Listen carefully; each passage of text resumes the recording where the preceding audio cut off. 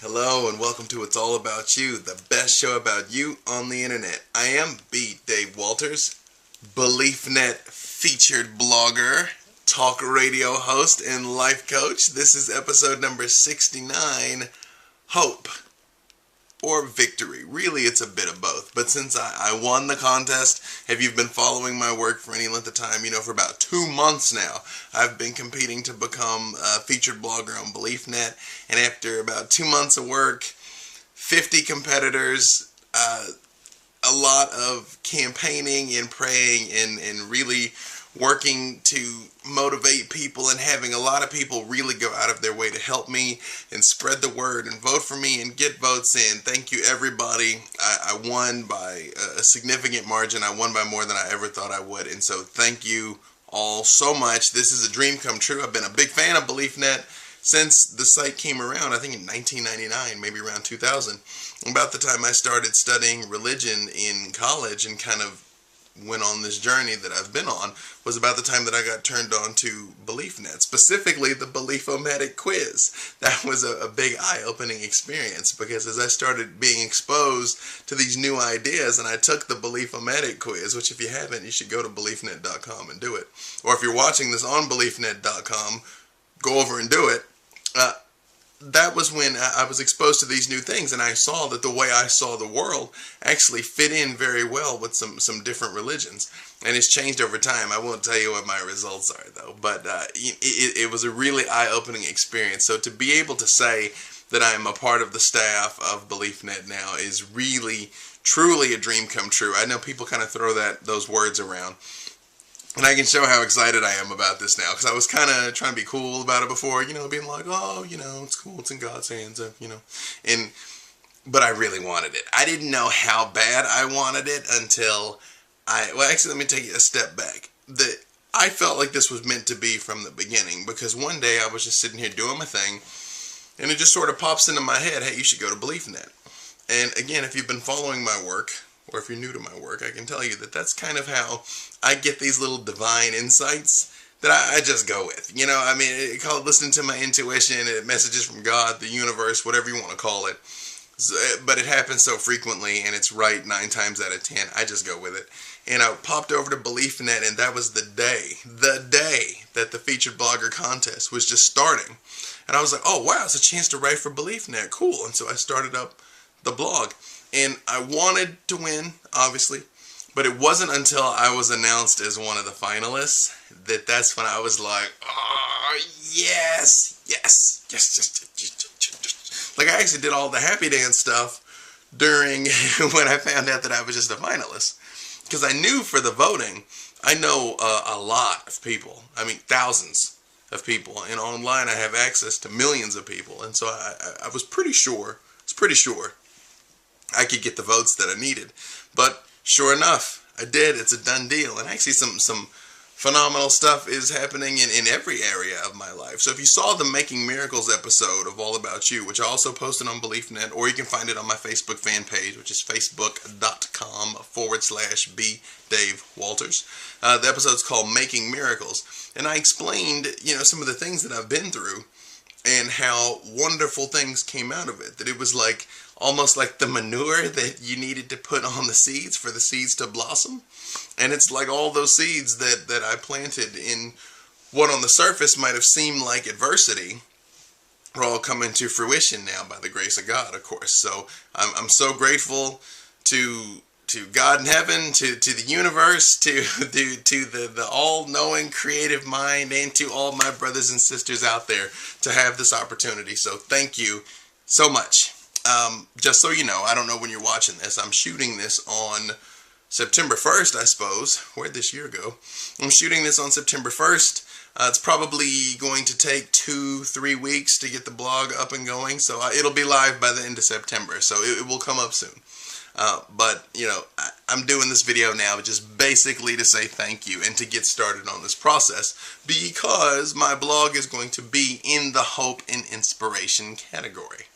And so I figured we should talk somewhat about hope and inspiration with a healthy side dose of victory.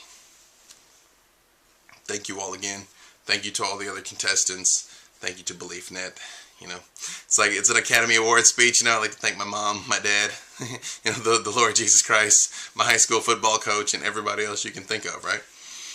You know, one of the things that's been coming up a lot lately, and I talked about this on the radio last night. You know, I also do my radio show, which you can find the recordings of the radio show. Actually, let me give you a different web address. Everything I do is linked on a website called about.me/B Dave Walters. About.me/B Dave Walters.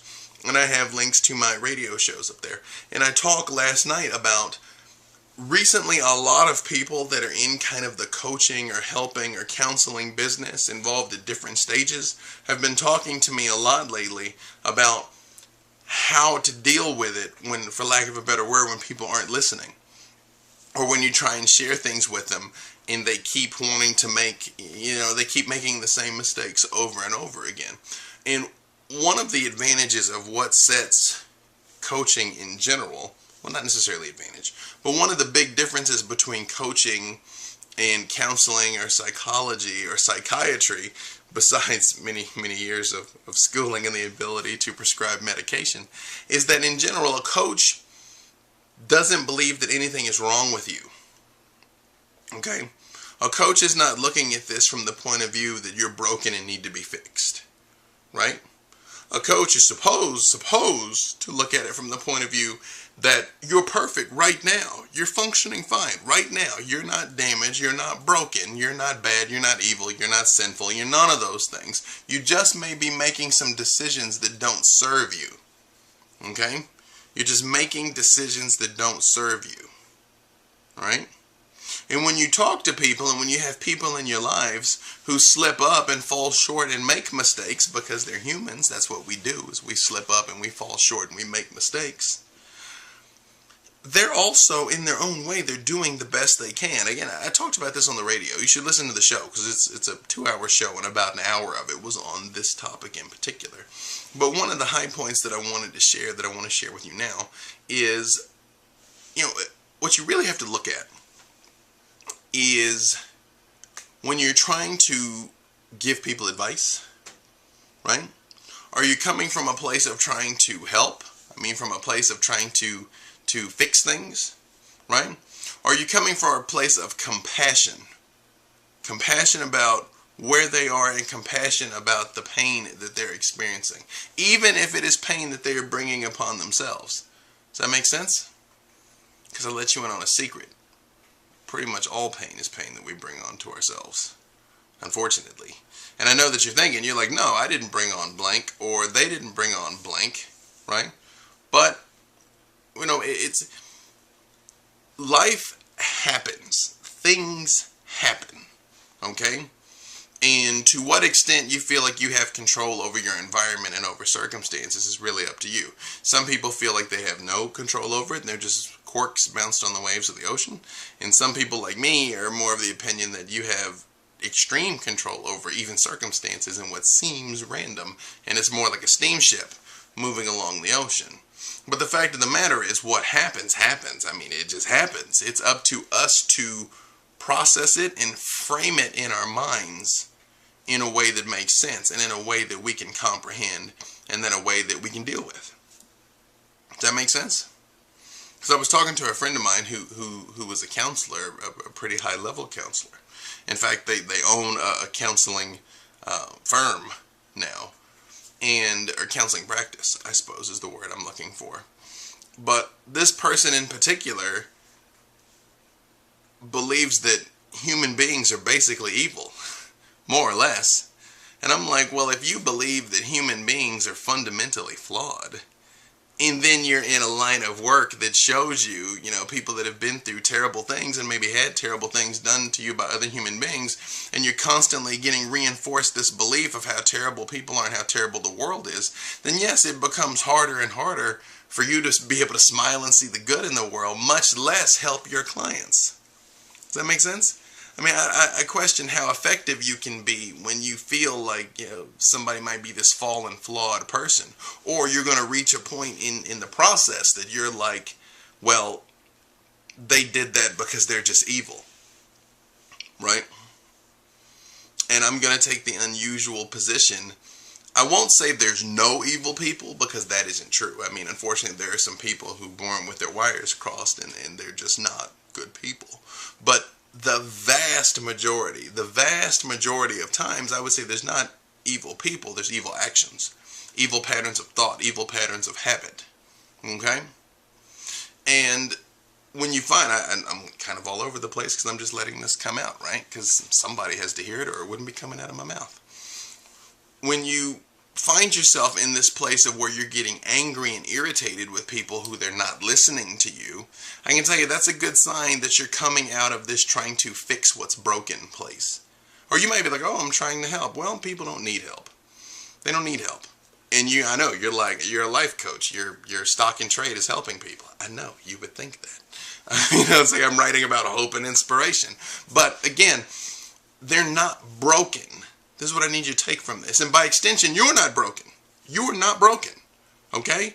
Whatever you might want to change about yourself, whatever might have happened to you, whatever might have been done to you, you are not damaged, you are not flawed, you are not broken. Okay? You may have just fallen into a pattern of thought and a pattern of action that does not serve you. Okay?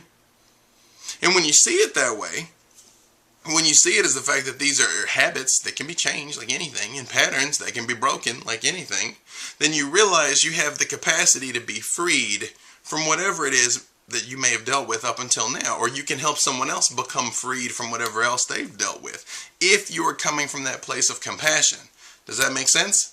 I'll give you a classic example. I teach at a small college, and last night we had someone break into some vending machines and steal all the money out of the vending machines. And it just so happens I was there. I was in the room, and I saw the person, and I left, and maybe 5 minutes after I left, they did it. And I can tell you, the very first place that I went, I can tell you this because I'm a guy, I'm a martial artist, I did security and things, and you can't tell because I'm sitting down, I'm like a really big guy. And when I found out this happened, the first place my mind went was sort of this like not in my house type place, how dare you? How dare you break into my machine in my campus?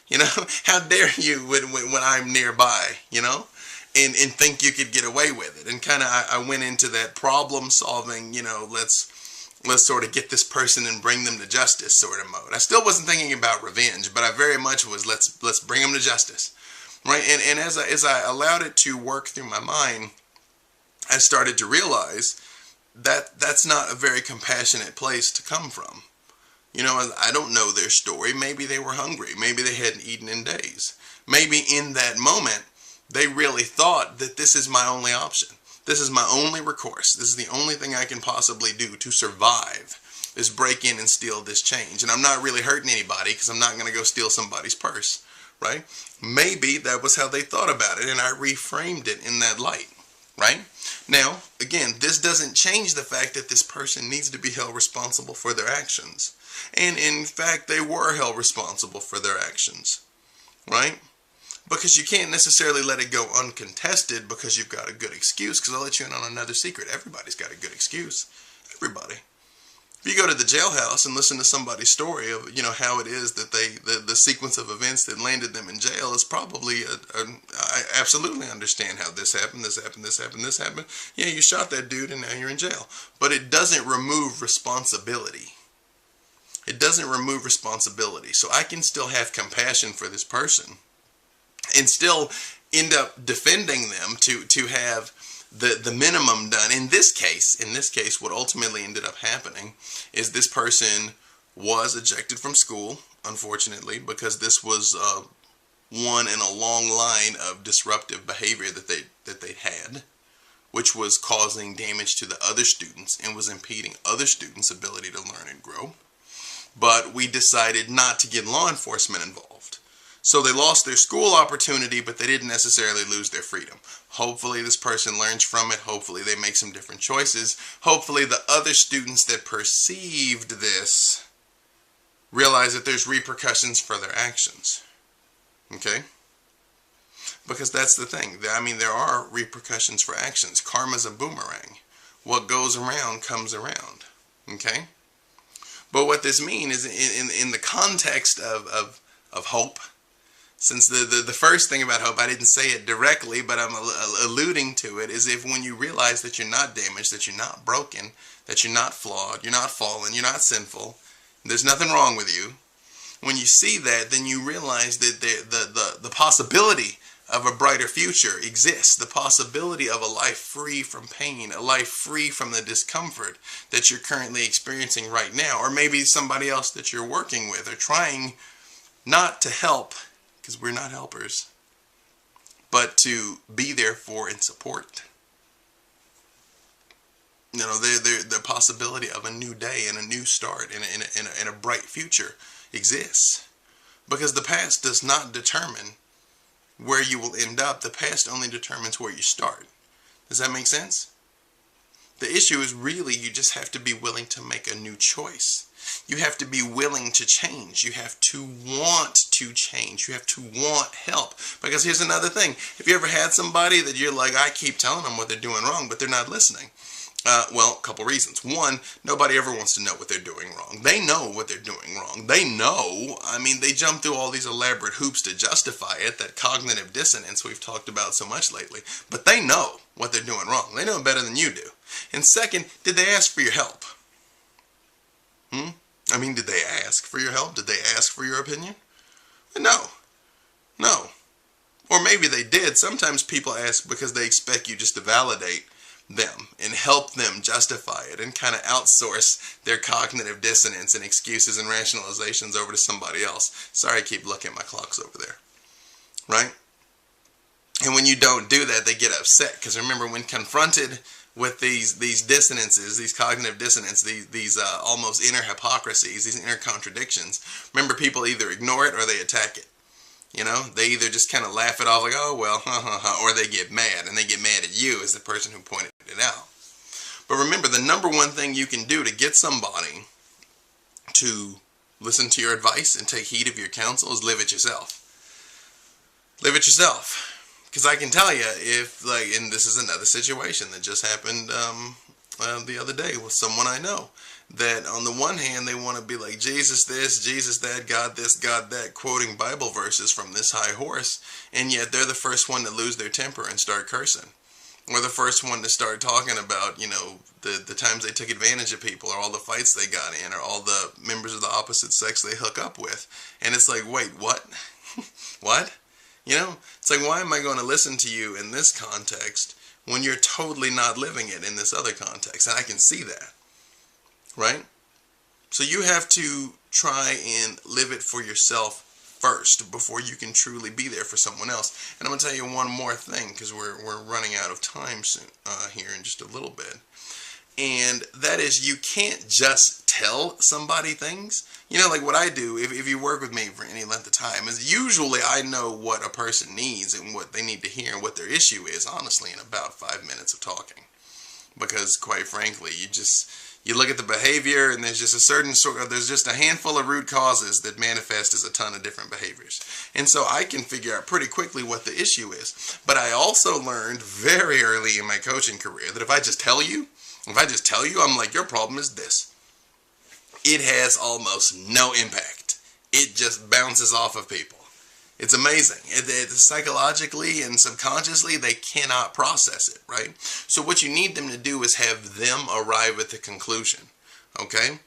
Through what you say, through the conversations you have, through the example you set, have them say, hey, you know, maybe the fact that I'm drinking so much is really ruining my relationships. Maybe I do have a problem. They have to say that.